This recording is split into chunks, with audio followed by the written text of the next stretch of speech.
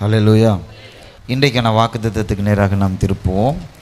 மத்தேயு 24 அதிகாரத்தின் 35 வசனம். வானமும் பூமியும் ஒளிந்து போகும், வானமும் பூமியும் ஒளிந்து போகும், என் வார்த்தைகளோ ஒளிந்து போவதில்லை, என் வார்த்தைகளோ ஒளிந்து போவதில்லை. ஆமென். ஹல்லேலூயா. இந்த அதிகாரத்தை நீங்கள் வாசித்து பார்த்தீங்க அப்படின்னு சொன்னால், இந்த அதிகாரம் முழுவதுமே தேவனுடைய இரண்டாவது வருகை. அதாவது இயேசு இதற்கு முன்பாக பெத்லெகேமில் மரியாளுடைய வயிற்றில் பரிசுத்த ஆவியானவரால் கர்ப்பம் தரிக்கப்பட்டு பூமியில் பிறந்தார்.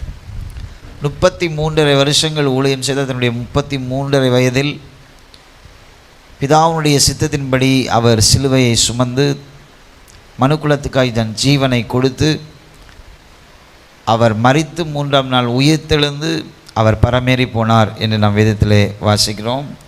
அதற்கு பிறகு இயேசு பரிசுத்த ஆவியானுடைய கரத்தில் நம்மை ஒப்பு கொடுக்கிறார். நான் போகிறது நல்லது, நான் போனால் ஒழிய தேற்றரவாளனை உங்களுக்கு கொடுக்கப்பட மாட்டார் என்று சொன்னார். இயேசு கிறிஸ்துவனுடைய பரமேறி போன பிறகு பரிசுத்த ஆவியானவர் அப்போஸ்தலர் 2ஆம் அதிகாரத்தில் மேல் வீட்டு அறையில் கூடியிருந்த 120 பேர் மேல் அவர் இறங்கி வருகிறார். அவர்கள் பரிசுத்த ஆவியினால் அபிஷேகம் பண்ணப்படுகிறார்கள். அல்லேலூயா. அன்றிலிருந்து பரிசுத்த ஆவியினுடைய காலம் ஆரம்பமாகிறது. இன்று வரை பரிசுத்த ஆவியானவர் நம்மை நடத்துகிறார். நமக்குள்ளே வாசம் பண்ணி நம்ம பார்த்தோம், அவர் நம்மை நடத்துகிறார். பரிசுத்த ஆவியானவருடைய காலம் ஒரு முடிவுக்கு வரும். பரிசுத்த ஆவியானவர் இயேசு கிறிஸ்துடைய இரகசிய வருகையோடு இந்த பூமியில் பிதாவுடைய காலம், குமாரனுடைய காலம், பரிசுத்த ஆவியானுடைய காலத்தோடு முடிவடைகிறது.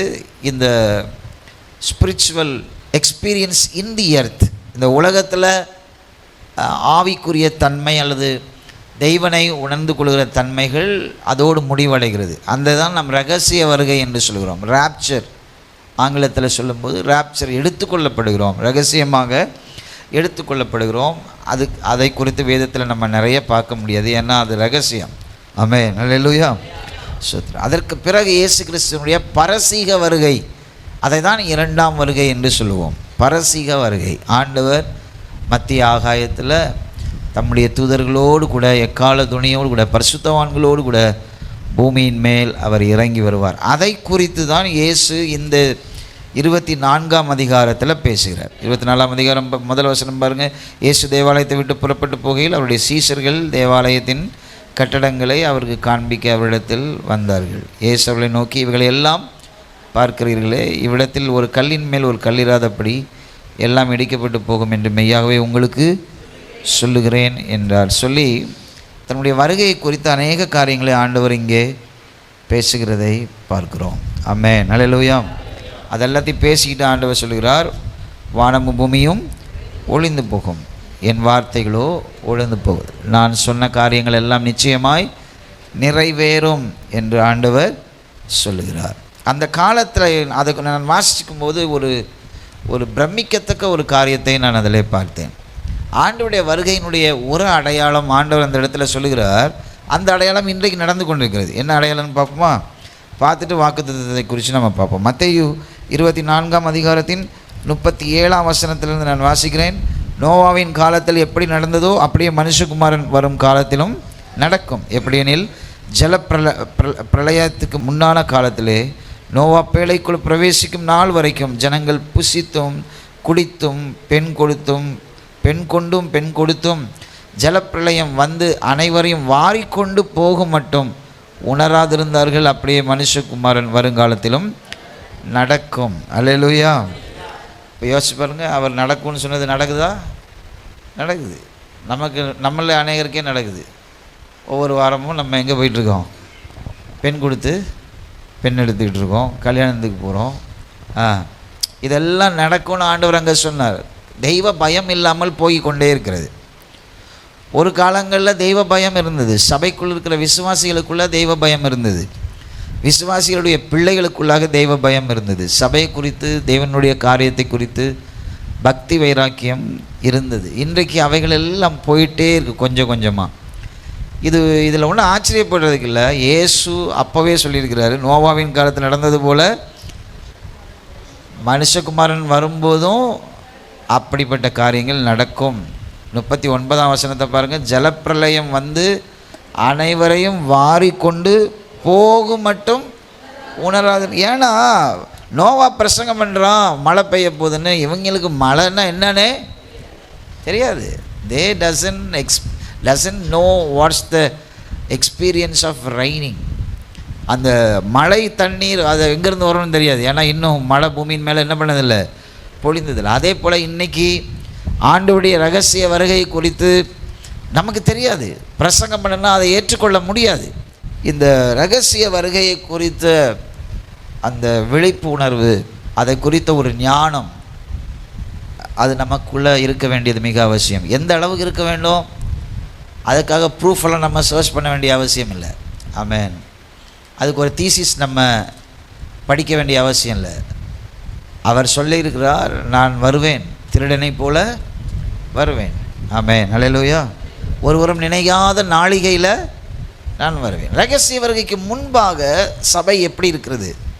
அன்றைக்கு நோவாவுடைய காலத்தை போல் இன்றைக்கி ஊழியக்காரர்களுக்கு கூட ரகசிய வருகை, ஆண்டவர் வருவார், வந்து எடுத்துக்கொள்வார் அப்படின்ற நம்பிக்கையெல்லாம் அவர்களுக்கே போயிடுச்சு. எங்கள் விசுவாசிகளுக்கு இருக்கும், அநேகருக்கு அந்த நம்பிக்கை போயிடுச்சு, அந்த உணர்வு போயிடுச்சு.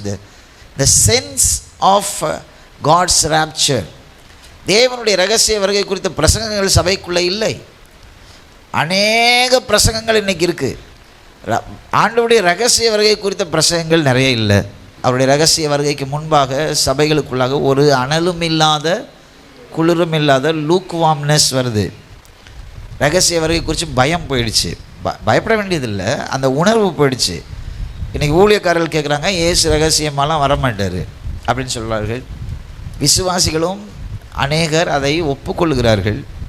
அடுத்தது இயேசு கிறிஸ்துடைய ரகசிய வருகை வந்த பிறகு என்னாகும் அப்படின்னு சொன்னால், இன்னும் அதிகமான கேடுகளும் இன்னும் அதிகமான ஜனங்களுக்கு கடவுளை குறித்த நம்பிக்கை அற்றுப்போகும். இன்றைக்கு சபைகள் இருக்கும்போது, போதனைகள் இருக்கும்போது, பரிசுத்த ஆவியானவர் ஆராதிக்கும் போது நம்ம மத்தியில் உலாவுகிறார்.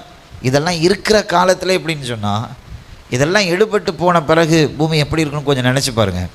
ஸோ இப்படி ஒரு ரகசிய வருகை, இந்த ரகசிய வருகைக்கு பிறகு நடக்கப் போகிற இயேசு கிறிஸ்துவினுடைய 2ஆம் வருகை குறித்து இந்த அதிகாரத்தில் ஆண்டவர் என்ன பண்ணுறாரு, பேசுகிறார். அல்லேலூயா.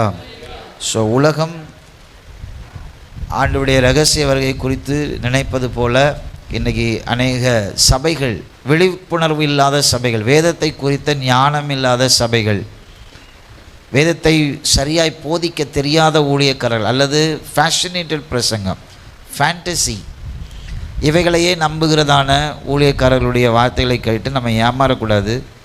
ஏன்னா வசனம் சொல்லுது, கடைசி காலத்தில் அநேக கள்ள தீர்க்கதரிசிகள் எழும்பி நம்முடைய விசுவாசத்தை, நம்ம எதை விசுவாசித்து கொண்டிருக்கிறோமோ, வேதம் எதை விசுவாசிக்க சொல்லுகிறதோ அதன் மேல் அவிசுவாசத்தை என்ன பண்ணுவார்கள், நியூக்ளியர் வார். ஆமென். அல்லேலூயா. ஸ்தோத்திரம். சண்டை, நேருக்கு நேராக சண்டை போட்ட காலங்கள்லாம் போய் இப்போ என்ன காலம் வந்து கொண்டு இருக்கிறது, நியூக்ளியர் வார். அதே காரியத்தை பிசாசு ஆவிக்குரிய உலகத்தில் செய்து கொண்டு இருக்கிறான். அடிப்படை விசுவாசங்கள் மேல் பிசாசு பொல்லாத அணுசக்திகளை பயன்படுத்தி கொண்டிருக்கிறான். அல்லேலூயா. 2 விசுவாசிகளுக்கு நடுவில் என்ன நடந்துக்கிட்டு இருக்கு, நியூக்ளியர் வார். வெளியில் தெரியாது, உள்ளே தான் தெரியும். ஆமென். அல்லேலூயா. அந்த நியூக்ளியர் வார், இது பொல்லாத காரியங்கள். ஸோ இவைகளை நாம் ஆண்டவருடைய ரகசிய வருகை குறித்த ஞானம் உள்ளவர்களாய், ஆண்டவர் மத்திய ஆகாயத்தில் வரும்போது இவருடைய சத்தத்தை கேட்கக்கூடிய செவித்திறன் உள்ளவர்களாய் நம்ம இருக்கும்படி கர்த்தரிடத்தில் நாம் வேண்டிக் கொள்ள வேண்டும். இந்த வாக்குத்தத்தத்துக்கு 2 பகுதிகளை நான் பிரித்திருக்கிறேன். ஃபஸ்ட்டு எதை உள்ளடக்கி சொல்கிறார் அப்படின்னு சொன்னால், 24ஆம் அதிகாரத்தின் 1ஆம் வசனம் முதல் 25ஆம் அதிகாரத்தினுடைய 46ஆம் வசனம் வரை ஆண்டவர் கடைசி நாட்களில் நடக்கப் போகிற காரியங்களை குறித்து பேசுகிறார். அல்லேலூயா. அவே நீங்கள் இதை குறித்து ஞானம் உள்ளவளாக இருக்கணும். கடைசி காலத்தில் நடக்கப் போகிற காரியங்கள். பிசாசு எப்போவுமே ஆண்டவருடைய திட்டங்களை நம்முடைய கண்கள் கண்டு கொள்ள முடியாதபடிக்கு, அதை குறித்து ஒரு விழிப்புணர்வு இல்லாதபடிக்கு நம்மளை மற்ற காரியங்களில் பிஸியாக வச்சுருப்பான். ஏதாவது ஒரு கான்ட்ரவர்சியலான செய்திகள் அல்லது ஏதாவது ஒன்றை கொடுத்து நம்முடைய மைண்டை அதில் செலுத்த வச்சுட்டு அவன் செய்ய வேண்டியதெல்லாம் என்ன பண்ணிகிட்டே இருப்பான், செஞ்சுக்கிட்டே இருப்பான். ஆமென். அல்லேலூயா. அதை போல் இன்றைக்கி சபைகளுக்குள்ள வருகை குறித்த செய்திகள் இல்லை, வருகை குறித்த விழிப்புணர்வுகள் இல்லை, விசுவாசிகளுக்கு வருகை குறித்த ஒரு எண்ணமே இல்லை. இன்னும் சொல்லப்போனால் இயேசு வருவார் என்ற நம்பிக்கை கொஞ்சம் கொஞ்சமாக என்ன பண்ணிகிட்டே இருக்குது, அழிந்து கொண்டே இருக்கிறது. அல்லேலூயா. என்னைக்கு சலிப்பும் இயேசு கிறிஸ்துடைய வருகை குறித்ததான எண்ணங்களும் நமக்குள்ளே அற்று போகுதோ, குறிப்பாக சபைக்குள்ளே அந்த விழிப்புணர்வு என்றைக்கு தணிந்து போகுதோ, நீங்கள் பாருங்கள், நிறைய பெரிய பெரிய பிரசங்கியார் கூட இனி வர்ற காலத்தில் சொல்லுவாங்க, இயேசு வரலாம் மாட்டார், அந்த பூமி இப்படி தான், நம்ம செத்து நம்ம பரலோகத்துக்கு போயிடுவோம் அப்படின்னு சொல்லி இப்போ கிரேஸ் டீச்சிங்ஸ்லாம் வந்துக்கிட்டு இருக்கு பார்த்தீங்களா. இதை போலவே அதனுடைய உச்சம் இதுதான். இந்த கிருபை பிரசங்கியுடைய உச்சமெல்லாம் இனி வர்ற நாட்கள் என்ன பேசுவாங்க, இயேசு வர மாட்டார், பயப்பட வேண்டிய அவசியம். இப்போ சொல்லிட்டாங்க, பாவம்னு ஒன்று உலகத்தில் கிடையவே கிடையாது. ஏன்னா நம்ம ரட்சிக்கப்பட்ட பிறகு பாவத்துக்கு நம்ம மேலே அதிகாரமே வராது, அதெல்லாம் கிடையாது. நம்ம என்ன செஞ்சாலும் பாவம் பெருசா நம்ம பெருசா. ஆமென். ஒரு விபச்சாரம் செய்கிறோம் அப்படின்னு சொன்னால் அந்த விபச்சாரத்தை விட உனக்குள்ளே இருக்கிற ஆண்டவர், உனக்குள்ளே இருக்கிற ரட்சிப்பு பெருசா. அதனால் நீ செய்கிற விபச்சாரம் அது உனக்குள்ளே செயல்படாது, அது பாவமாய் செயல்படாது அப்படின்னு பிரசங்கம் பண்ணுறாங்க மூர்க்கமாக. ஆமென். இதை கேட்குறதுக்கு ஒரு பெரிய கூட்டம் கூடார பண்டிகையில் நிற்கிது. ஆமென். அல்லேலூயா. முதலாவது இந்த வாக்குத்தத்தத்தை நம்ம படிக்கும்போது ஆண்டவர் சொன்ன வார்த்தை, நான் வருவேன் என்றது நிச்சயமாக நிறைவேறும். ஆமென். அல்லேலூயா. மத்தேயு 5ஆம் அதிகாரம் பாருங்கள், 18ஆம் வசனம். வானமும் பூமியும் ஒளிந்து போனாலும் நியாயப்பிரமாணத்தில் உள்ளதெல்லாம் நிறைவேறும் அளவும் அதில் ஒரு சிறு எழுத்தாகிலும் ஒரு எழுத்தின் உறுப்பாகிலும் ஒளிந்து போகாது என்று மெய்யாகவே உங்களுக்கு சொல்லுகிறேன். ஆமென். அல்லேலூயா. ஸோ நம்ம எப்படி இருக்கணும் அப்படின்றத ஆண்டவர் சொல்லுகிறார். நான் உங்களுக்கு சொன்ன ஒரு எழுத்தாகிலும் எழுத்தின் உறுப்பாகிலும் என்ன பண்ணுவதில்லை, அழிந்து போவது இல்லை. ஆமென். அல்லேலூயா. ஸோ அவருடைய வார்த்தையை படுத்திக்கிடணும், உலகத்திற்கு உப்பாக இருக்கணும். ஆமென். ஆண்டவர்கிட்ட பவுல் சொல்லுகிறான், நான் இந்த தேகத்தை விட்டு பிரிந்து போவது எனக்கு நல்லது, ஆனால் நான் உயிரோடு இருப்பது உங்களுக்கு நல்லது. ஆமென். எனக்கு ஆசை பரலோகத்துக்கு போயிடணும்னு, ஆனால் நான் அந்த பூமியில் இருக்கிற வரைக்கும் அவருடைய சித்தத்தை செய்யணும், அதுதான் உங்களுக்கு நல்லது. நீங்கள் என்னவோ கல்யாணம் கட்டினோம், 2 பிள்ளைங்க பிறந்துட்டாங்க, அவங்களுக்காக வாழ்கிறோம், கறி குழம்பாக்கி கொடுக்குறோம், டெய்லி காலையில் எழும்புகிறோம், சோறாக்குறோம், குழம்பு வைக்கிறோம், சாப்பிட்றோம், மத்தியானம் தூங்குகிறோம், திரும்ப அடுத்த நாள் இப்படியே போயிட்டுருக்கு அப்படின்னு சொன்னால் அதுக்காக ஆண்டவர் உங்களை உண்டாக்கல. Is there any purpose in that? நான் சம்பாதிக்கிறேன், போகிறேன், வரேன், சாப்பிட்றேன், அதற்காகவா ஆண்டவர் நம்மை உண்டாக்கினார்? எல்லாவற்றுக்கும் மேலே ஒரு பர்பஸ் ஆண்டவர் நம்மை குறித்து வைத்திருக்கிறார், நம்மை குறித்து ஒரு எண்ணம் வைத்திருக்கிறார். ஆமென். அல்லேலூயா. பூமியில் உள்ள எல்லாருக்கும் ஆண்டவர் தாளந்துகளை கொடுத்துருக்கிறார். ஒருவனுக்கு 5. இந்த 24ஆம் 25ஆம் அதிகாரத்தில் மத்தேயுல நீங்கள் வாசித்து பார்த்தீங்கன்னா அவருடைய வருகையை ஆண்டவர் பேசுவதோடு கூட சேர்த்து யாரெல்லாம் அவருடைய வருகையில் போக முடியாதுன்னு ஆண்டவர் பேசுகிறார். அதில் ஃபஸ்ட்டு யாரை சொல்லுகிறார் அப்படின்னு சொன்னால் 10 கன்னிகைகள். அதில் 5 பேர் புத்தி உள்ளவர்கள், 5 பேர் என்ன உள்ளவங்க, புத்தி இல்லாதவர்கள். ஆமென். அல்லேலூயா. ஆண்டவர் 10 கன்னிகைகளை வெளியில் உள்ள கன்னிகைகளாக பேசலை, 10 கன்னிகைகளை எங்கே உள்ளவளாக பேசுகிறாரு, அழைக்கப்பட்டவர்கள். புறஜாதிகளை குறித்து ஆண்டவர் ஒன்று தான் சொல்கிறாரு, நீ அறிந்து கொண்டா ரட்சிக்கப்படுவ, அறிந்து கொண்டே ஆகணும். இவ்வளோ தான் பைபிளில் புறஜாதிகளுக்கு. புறஜாதிகள்னால் யார்? இந்த மாடிக்கு வெளியில் இருக்கிறவங்க, எல்லாம் படுத்து தூங்கிட்டு இருக்காங்க பார்த்தீங்களா, அவங்க. உங்களுக்கு எனக்கும் பைபிள் என்ன சொல்லியிருக்கு, அவங்களுக்கு வெறும் 1 பங்கு தான், மீதி 99 பங்கு யாருக்கு தான் சொல்லப்பட்டிருக்கு, உங்களுக்கு தான் பங்கு. ஞாபகம் வச்சுங்க. ஆமென். அல்லேலூயா. 99. அதனால தான் சொல்லப்பட்டிருக்கு வசனம், யாருக்கு அதிகமாய் கொடுக்கப்படுதோ அவனிடத்தில் அதிகமாய். ஆண்டவரே ரட்சிங்கன்னு அங்கே சொல்கிறதான் கரெக்டு தான். நம்ம எவ்வளோ ரட்சிக்கப்பட்டுக்கிட்டு இருக்கிறோம் அப்படின்றது ரொம்ப ரொம்ப கவனிக்கப்பட வேண்டிய. 99% வேதம் நமக்காகவே எழுதப்பட்டிருக்கு. அதனால தான் ஆண்டவர் சொல்கிறார், 10 கன்னிகைகள் அழைக்கப்பட்டார்கள் மணவாளனை எதிர்கொள்ளுகிறதற்கு.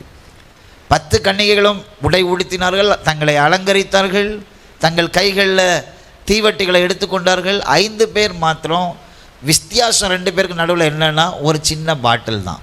ஆமென். அல்லேலூயா. இவங்களும் ஆவியில் நிரம்பினாங்க தான், இவங்களும் ஆவியில் நிரம்பினாங்க தான், இவங்களும் நல்லா ஊழியம் செஞ்சாங்க தான், இவங்களும் நல்லா ஊழியம் செஞ்சவங்க தான். வித்தியாசம் எங்கே இருக்குது, என்ன ஆயத்தப்படுத்தி இருக்கிறார்கள் என்பதில் தான். ஆமென். அல்லேலூயா. ஆகவே நம்ம எப்படி ஆயத்தமாகி கொண்டிருக்கிறோம் அப்படின்றது ரொம்ப பெரிய விஷயம். மணவாளனுக்காக வந்து எதிர்நோக்கி காத்திருக்கிறார்கள். மணவாளன் வரவே இல்லை. இவங்க 10 பேரும் ஒரே கிரியையை செய்கிறாங்க. ஒரே கிரியை என்ன? 5 பேர் தூங்காமல் விழித்தே இருக்கல, 10 பேரும் தூங்கினாங்க. ஆயத்தமாய் வந்தவர்களும் தூங்கினார்கள், ஆயத்தம் இல்லாதவர்களும் தூங்கினார்கள். அல்லேலூயா. கிரியையெல்லாம் ஒன்றா தான் இருந்துச்சு. ஆனால் மணவாளன் வர்ற சத்தம் டன் டன் டன்னு அந்த பேண்டு வாத்தியங்கள்லாம் வாசிச்சோன்னா 10 பேரும் எழும்பினான். ஆமென். 5 பேர் வந்தால் வந்துட்டு போகிறாரு அப்படியே தூங்கலை, அவர்களும் விழிப்போடு எழுப்பினாங்க. விஷயம் எங்கே இருந்துச்சு? எக்ஸ்ட்ரா என்ன ஆயத்தமோ அதில் தான் விஷயம் இருந்துச்சு. எந்திரிச்சவங்க கடகடனை எடுத்து எண்ணெயை ஊற்றுனாங்க, தீவெட்டியை எரிய விட்டாங்க. 5 பேர் மாத்திரம் கேட்குறான், எனக்கு கொஞ்சம் கொடு. கான்வர்சேஷன். ஆமென். அல்லேலூயா. அதிக கான்வர்சேஷன் உடம்புக்கு ஆகாது. ஆவிக்குரிய உலகத்தில் அதிக பேச்சு நல்லது கிடையாது. கொஞ்சமாக பேசுங்க, கிரியையில் அதிகமாக காட்டுங்க. அது ஆண்டவர் காரியமாக இருந்தாலும் சரி. நிறை குடங்கள் பார்க்கும்போதே தெரியும் அது என்ன பண்ணாது, தழும்பாது. பேசுகிறாங்க, என்ன பேசுகிறாங்க? எங்களுக்கு கொஞ்சம் தாங்கள, மனசாட்சியே இல்லையா? நம்ம எல்லாம் ஆண்டவர் பிள்ளைங்க தானே, என்ன பேச்சு? இந்த உதவி கூட நீங்கள் எங்களுக்கு செய்யக்கூடாதா? அவங்க சிம்பிளாக ஒரே வார்த்தையில் வேலையை பார்த்துட்டே செஞ்சுட்டு இருக்காங்க. என்ன தெரியுமா சொன்னாங்க? உங்களுக்கு நாங்கள் கொடுத்தா எங்களுக்கும் பத்தாது, உங்களுக்கும் பத்தாது. ஊற்றிட்டு எரிய விட்டு அவங்க என்ன பண்ணிட்டே இருக்காங்க, போயிட்டே இருக்கிறாங்க. இவங்க உடனே சரி இவங்கள்ட்ட பேசி இனிமேல் பிரயோஜனமே இல்லைன்ட்டு ராத்திரி 12 மணிக்கு எங்கே ஓடுறான்? எண்ணெய் கடைக்கு. எங்கே ஓடுறான்?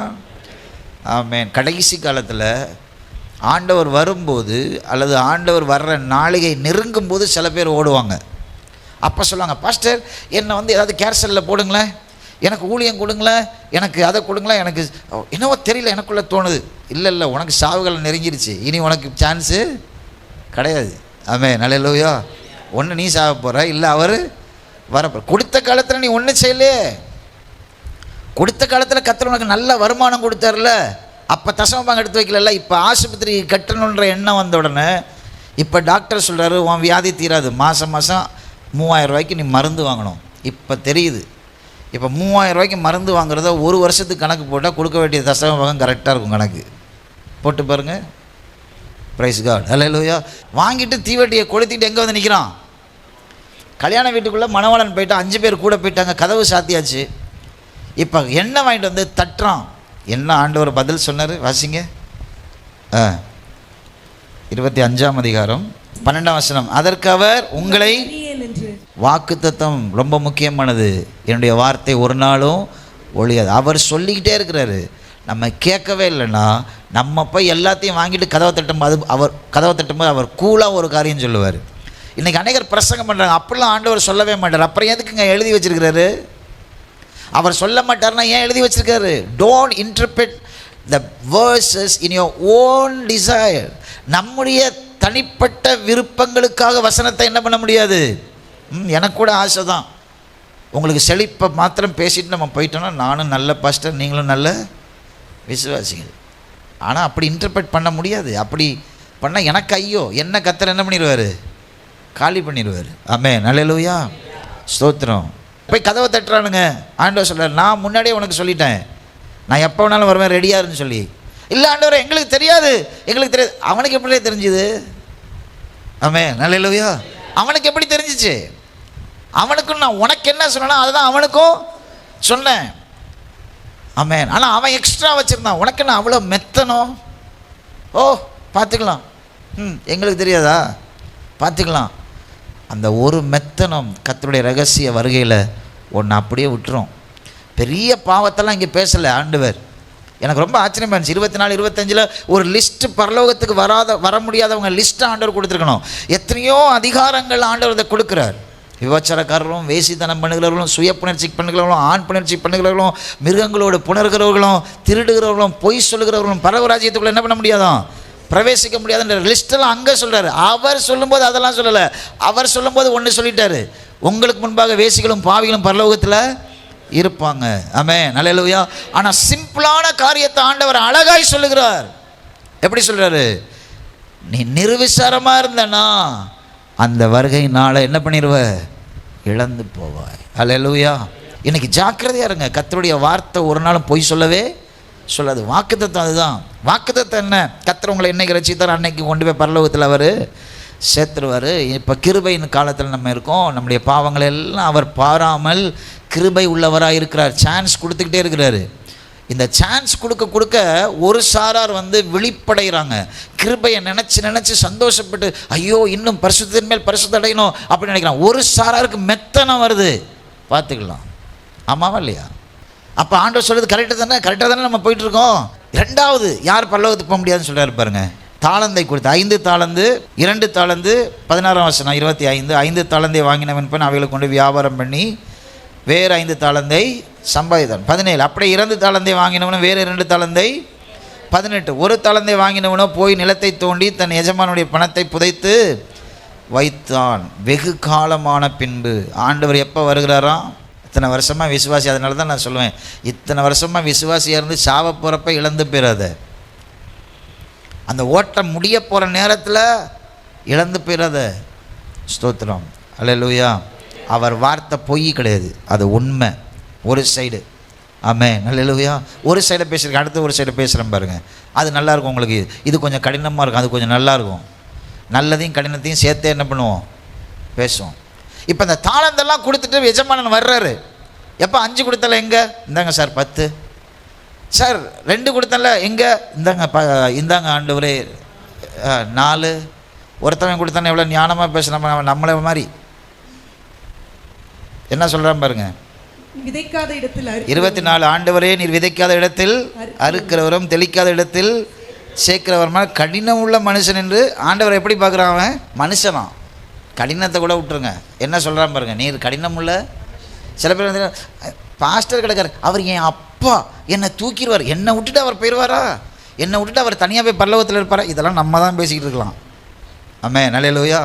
அவன் சொல்கிறான் நீர் அவன் என்ன நினச்சிட்டு போயிடறான்னா, நம்ம பேசுகிற பேச்சில் இவன் ஒளிச்சு வச்சதுக்கு காரணம் என்ன?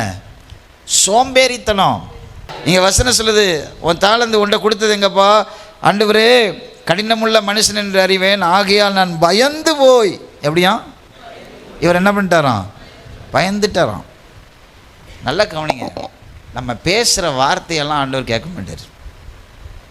நீங்கள் ஆராதிக்கும் போது கண்ணெல்லாம் மூடி கண்களில் கண்ணீர் வடி ஆராதிச்சுட்டு, கண்ணீர் ஏன் வருதுன்னா நேற்றுக்கு புரிச்சன் திட்டினார்ல, அந்த ஞாபகம் வரும். அதுக்கு தான் கண்ணீர். இப்போ நான் பாஸ்டர் நினைப்பார், இந்த சகோதரி என்னம்மா ஆராதிக்குது. ஆனால் ஆண்டவர் எப்படி பார்ப்பார்? ஆராதனை நேரத்தில் கூட அவன் பேசினதே நினச்சிக்கிட்டு இருக்க பற்றியா? சோத்திரம். அல்லேலூயா. இங்கே நடக்கிற கதை தான். நான் பயந்துட்டேன் ஆண்டவரே. எப்படியா? நான் பயந்துட்டேன் ஆண்டவரே. உமது தாளந்தை நிலத்தில் புதைத்து வைத்தேன், இது உம்முடையதை வாங்கிக் கொள்ளும். என்ன துணிகரமான பேச்சு. அவனுடைய எஜமானன் பிரதியுத்தரமாக பொல்லாதவனும் அவன் ஏன் எடுத்து உள்ள வச்சான்? பொல்லாதவன். ஆமென். அல்லேலூயா.